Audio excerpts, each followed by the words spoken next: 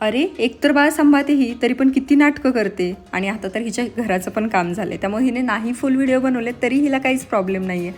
आणि हां, यूट्यूब जरी करत असली तर ही स्वतःला पैसा पाहिजे म्हणून करते, त्यात काय एवढी मोठी गोष्ट आहे.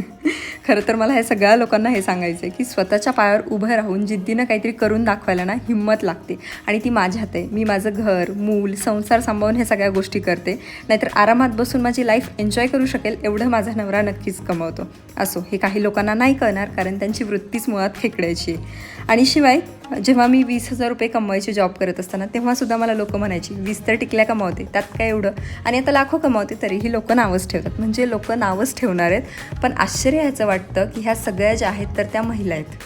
सो यांना इग्नोर करूयात. आणि ज्यांना माझे व्लॉग्स खरंच मनापासून आवडतात त्यांनी मला नक्की सपोर्ट करा. फुल व्लॉग जरी नाही आपल्या चॅनलवरती आले तरी शॉर्ट व्लॉग मात्र मी नक्की कंटिन्यू करेन.